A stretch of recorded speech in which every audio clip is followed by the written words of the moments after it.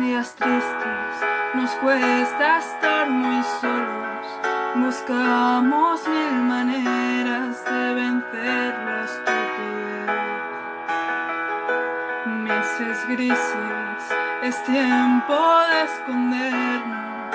Tal vez sea la forma de encontrarnos otra vez. Pero son las 8 y has salido a aplaudir a tu ventana y me entran ganas de llorar al vernos desde lejos tan unidos, empujando al mismo sitio. Solo queda un poco más. Volveremos a juntarnos, volveremos a brindar. Un café queda pendiente en nuestro bar.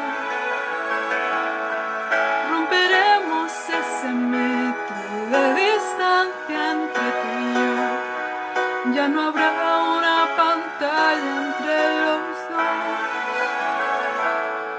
Ahora es tiempo de pensar y ser pacientes, confiar más en la gente, ayudar a los demás. Mientras tanto, otros cuidan los pacientes, un puñado de valientes que hoy tampoco dormirán. Pero son las 8 y has salido a aplaudir a tu ventana y me entran ganas de llorar al vernos desde lejos tan unidos, empujando al mismo sitio. Solo queda un poco más. Volveremos a juntarnos, volveremos a brindar.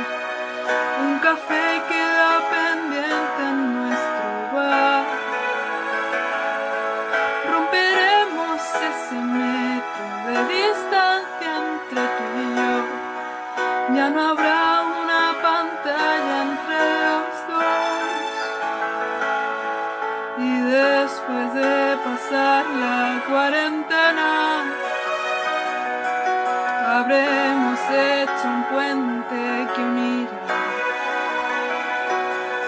mi puerta al empezar la primavera